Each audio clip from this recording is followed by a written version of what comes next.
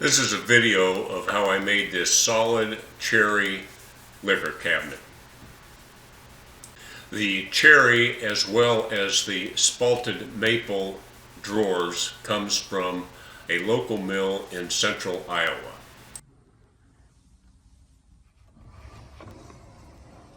I used no plywood or sheet material. The drawer bottoms and cabinet back are again solid cherry.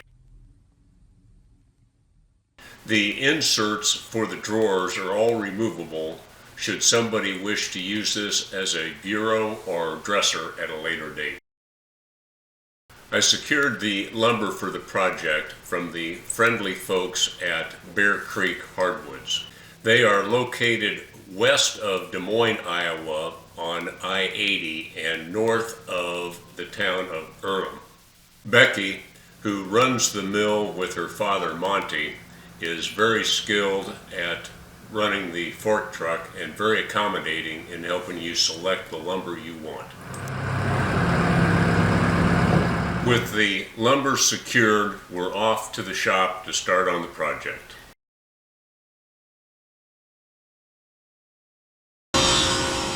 The first task was to put a straight edge on one side of each of the planks.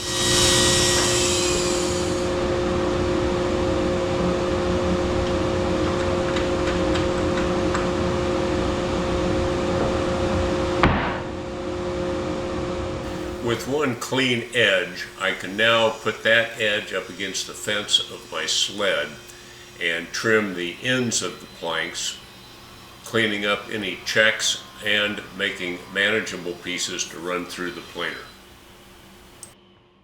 Once I get the planks to the size I want, I then run these through the planer.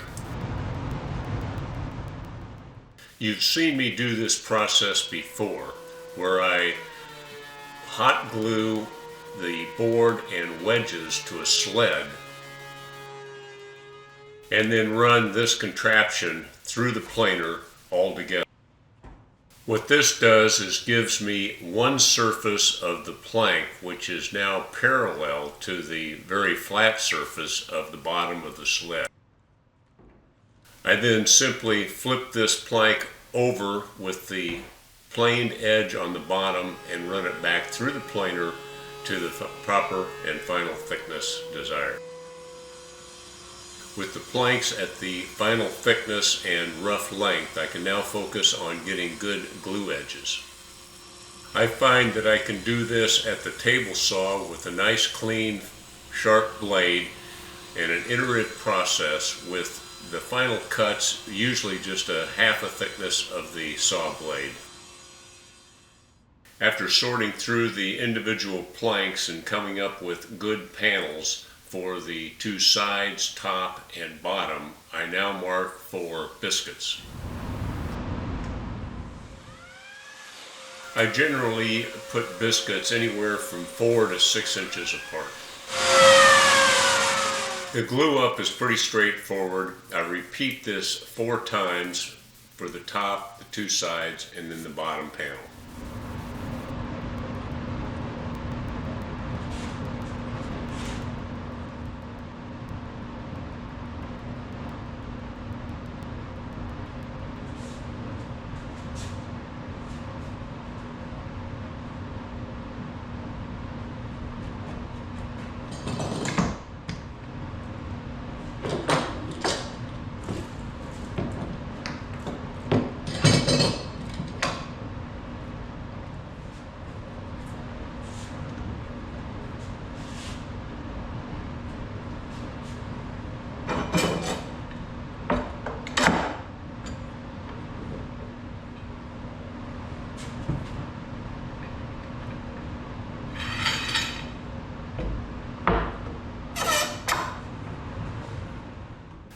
I wait overnight for the glue to set up and then remove the clamps.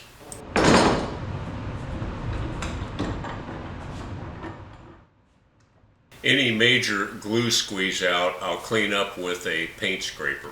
And then I'll run each panel, both sides, through the drum sander to clean up any additional squeeze out and remove any of the marks left from the clamps. The back panel of the cabinet, like I mentioned earlier, is solid cherry and 1/4 inch thick. At the bandsaw, I resaw the cherry panels to a little over 3/8 of an inch thick. The planed material that I'm resawing is not quite an inch thick. I'm hoping to get 3 final sections that are 1/4 inch thick. Since the back panel of the cabinet is a non-visual item, I'm not too concerned about blemishes and knots. Once I have enough planks to make up the back panel as well as the drawer bottoms, I run these through the planer to get them all at the same thickness.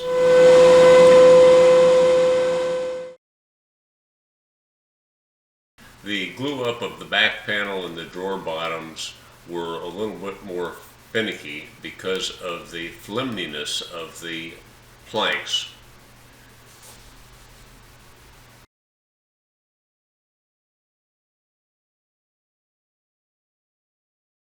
And of course, I did not use biscuits.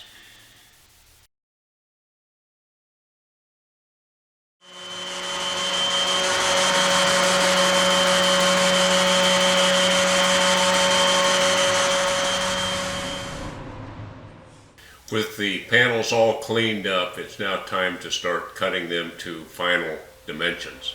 I opted to cut the panels to length first. I'll come back and get the width later. Because of the 24-inch width of the panels and the fact they won't fit on the table saw top, I'm using the track saw to cut the panels to length.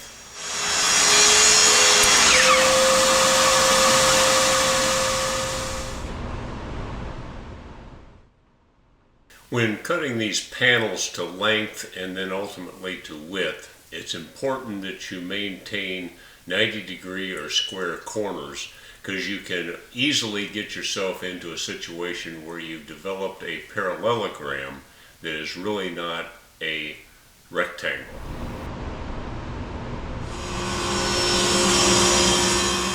I'm using the same method I used to cut the glue lines when cutting these panels to width.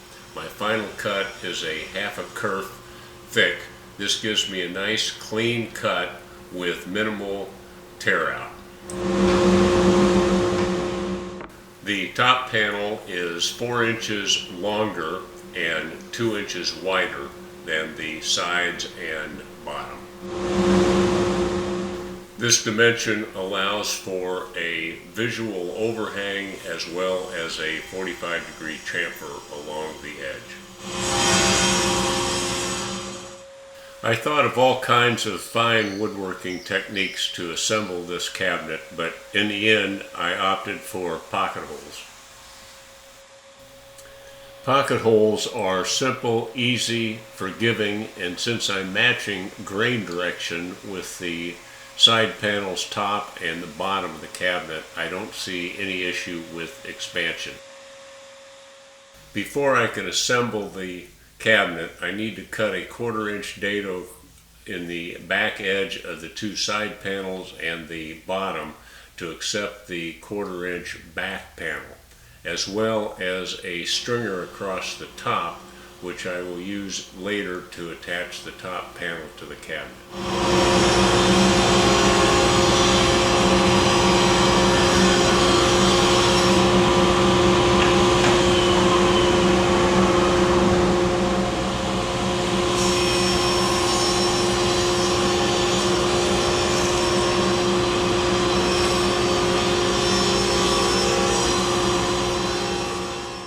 I'm finally in the glue-up process of the basic cabinet carcass.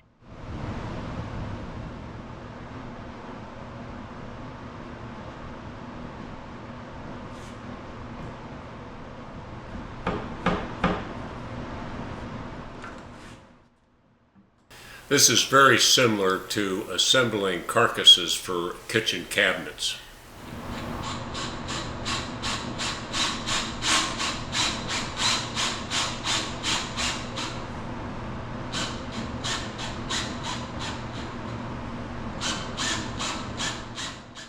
With the basic carcass now glued and screwed together, I can slide in the back panel and install the top stringers.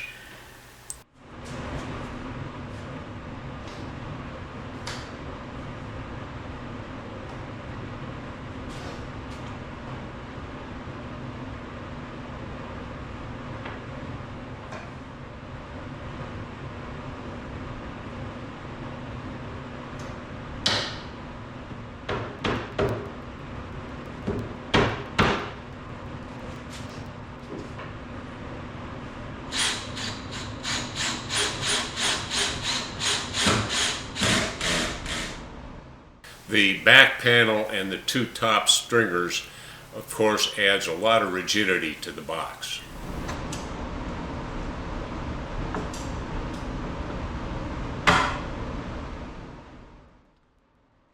And although I did put glue on all the joints, the fact that I'm using pocket hole screws means that this thing is ready and solid at the get-go.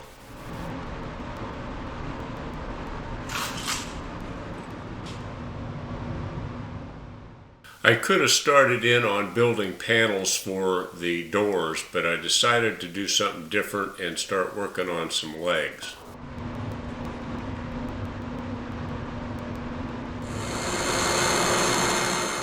Staying with a mid-century modern slant, I sketched something out that I thought might be doable. This is a project with no plans and designing on the fly. We'll see how this works out. After getting the pattern made, I scribed the pattern onto the leg material. I used a Forstner bit to give myself a good clean inside radius at the bend. And then at the bandsaw, I simply cut at the scribed lines. At the oscillating sander, I simply cleaned up the saw marks and perfected the inside curves. These will be underneath the cabinet and essentially out of sight. They do not have to be identical, but they need to look from a distance to be the same. In lieu of a bridle joint, which I would have had to cut half of it by hand, I decided to sever one of the leg members, cutting out a section the thickness of the other leg member.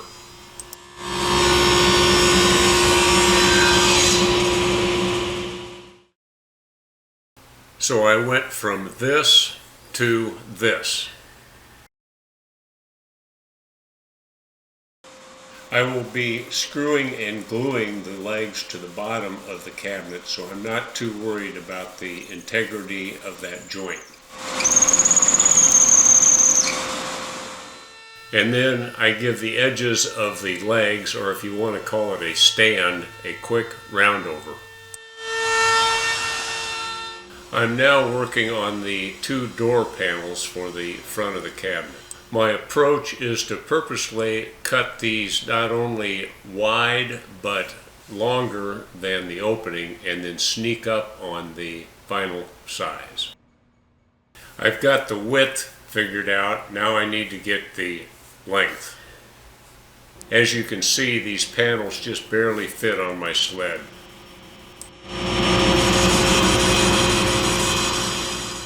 I now have the doors to the final size that I want with an equal gap all the way around. It should be noted that I'm filming this and building the cabinet in the high humidity months of the summer. I anticipate these panels to shrink during the dry winter months, but not nearly as much as they actually did. With the door panels cut to size, it's now time to counterbore some holes for the hardware. I'm using what I call a universal Craig jig for aligning these holes. I'm using leftover hinge hardware from a previous project, and I'm not too sure what the inset dimension is for these hinges, so I built a mock-up in order to get the right spacing.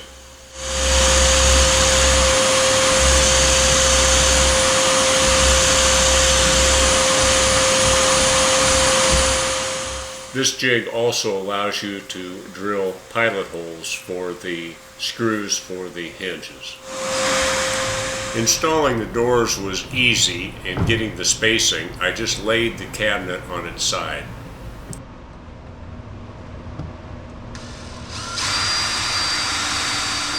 With a little fine tuning of the hinges, I was able to get a good, smooth, and accurate fit.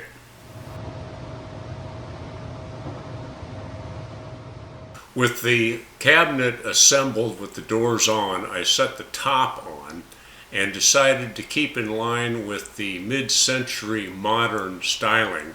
I would put a 45-degree chamfer around the front and side edges of the top.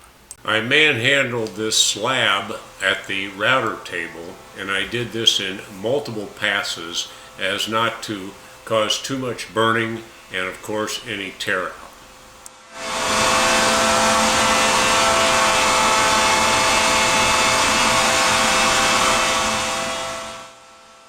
There was a need for a little cleanup.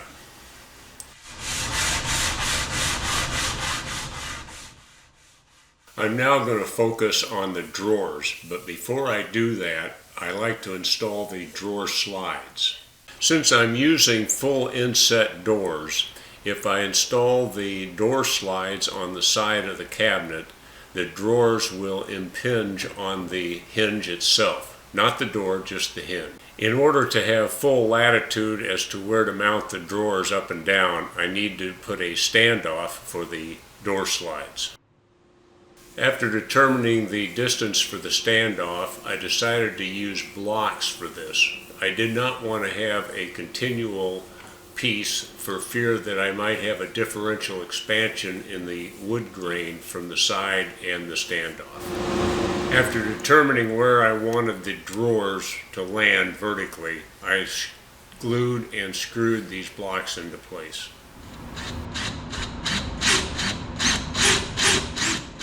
I'm now working on the drawers themselves. The drawer sides are spalted maple, a ½ inch thick. I'm resawing these from members of 4/4 material that I planed just to get 2 smooth sides. I will be using the thinner piece, or the cutoff, for inserts, which we'll get to later. After resawing, I'm over to the planer to get everything to the exact same thickness. It's important when building drawers like this using dovetail joints that everything's the same dimension. The reason I like to install the drawer slides is it gives me an exact dimension for the width. Again, I can't stress how important it is that when you're building dovetail boxes or drawers like this, it is imperative that all members be the exact same dimensions.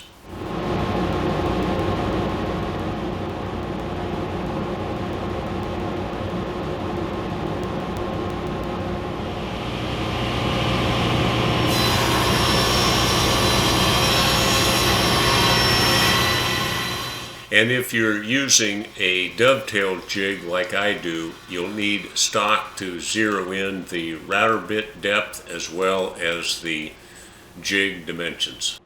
With the jig and the routers all zeroed in, I start out and do the tailboards first.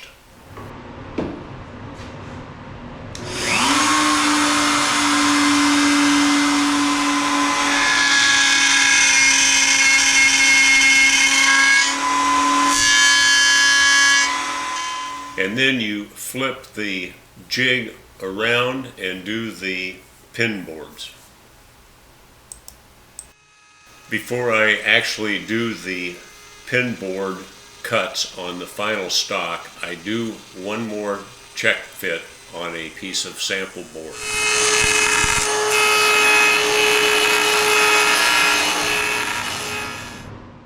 And then finally I do a dry fit and just set the box on the drawer slides to double check size.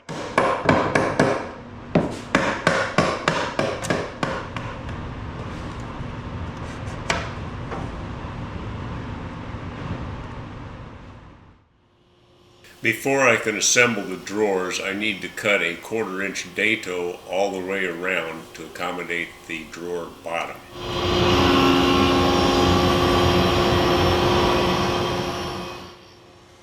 And the panel that is the back of the drawer needs to have a notch on either side cut to accommodate the drawer slide.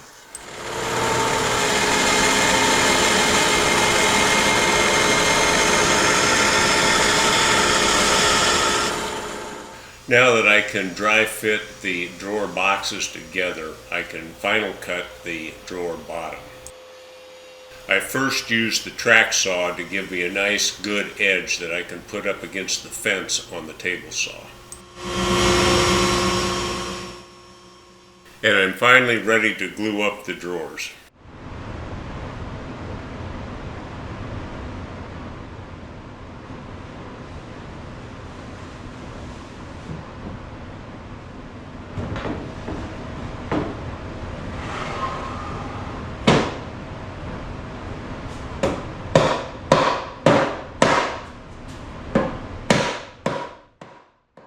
And of course, check for squareness.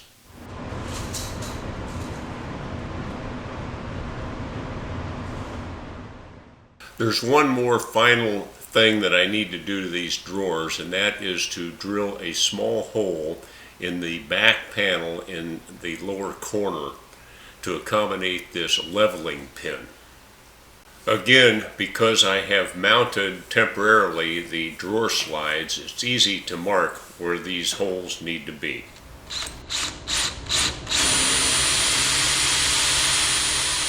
After temporarily installing the drawer hardware on the bottom of the drawers, I do a test fit.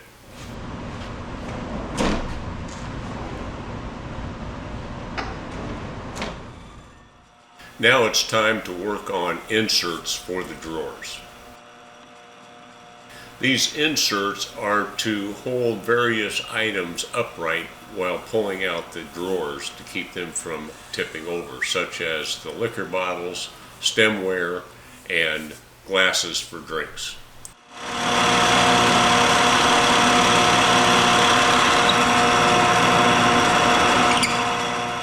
There's no rhyme or reason as to the number of inserts that I'm assembling.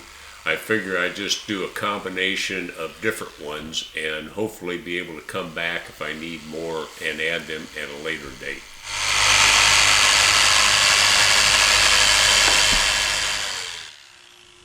With the top piece configurations all done, it's now time to cut these to length. As I indicated, these inserts are removable, but I want a nice snug fit so that they won't slosh around when the drawer is being pulled out or pushed in. And again, it's an iterative process where I'm just gradually sneaking up on the desired length. With the length of the top piece determined, it's a matter now of just cutting a bottom the same length and then two sides. And then before I do a final assembly, I do a test fit to make sure everything is the way I want it.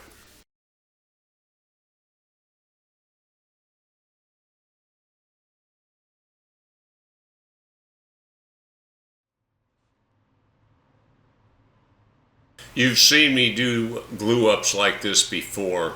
It's all 45-degree mitered corners, and I use tape as my clamping mechanism. And then of course I'm always checking for squareness wherever I can.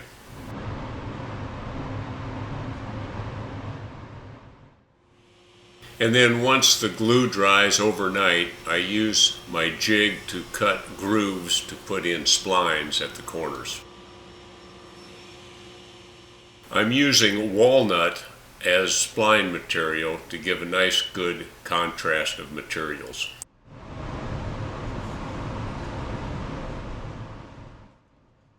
I then use a flush cutting saw to trim off the excess before I do some sanding. I made my own drawer pulls. Here's an evolution of how they came together.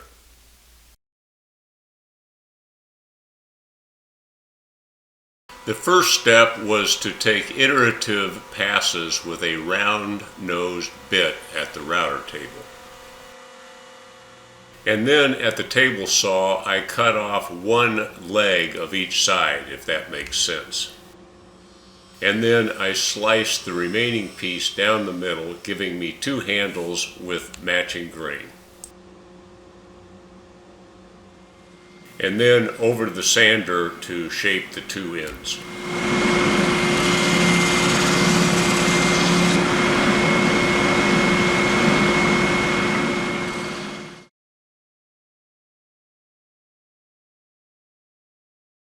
Here I am putting the legs, or if you will, stand on the bottom of the cabinet. I'm doing this while standing on top of my workbench because I'm afraid that the weight of this cabinet has gotten to the point where if I get it down on the floor, it's going to be tough to get it back up on top of the workbench to continue to work on it. After I installed the legs and uprighted the cabinet, I then put on the door pulls.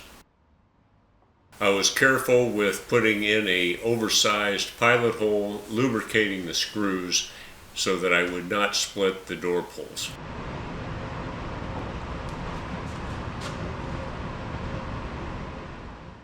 One more thing that I added, keeping in line with the mid-century modern look, is what I'll call a 45-degree edge shadow border. I make this molding in a two-cut process. I first cut a 45-degree chamfer on the edge of the board, then I straighten the saw blade and then extract that 45-degree chamfer off, and there's my molding.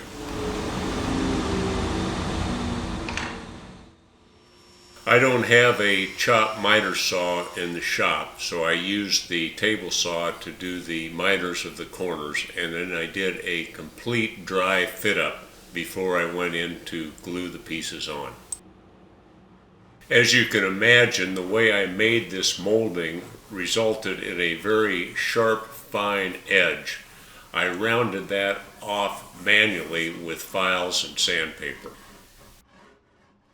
And the final piece of the construction was to put the top on, and in the end I decided to go with pocket hole screws to attach the top. My go-to finish is BioShield's Hard Oil number 9. I put 2 coats on. I do not generally put any top coat or clear coat on any of the furniture. I feel top coats detract from the beauty and the feel of the natural wood.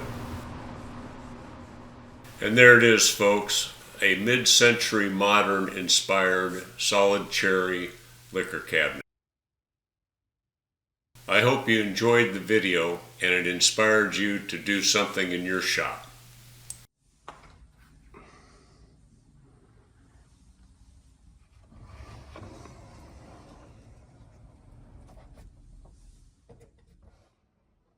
And as usual, please subscribe and happy woodworking.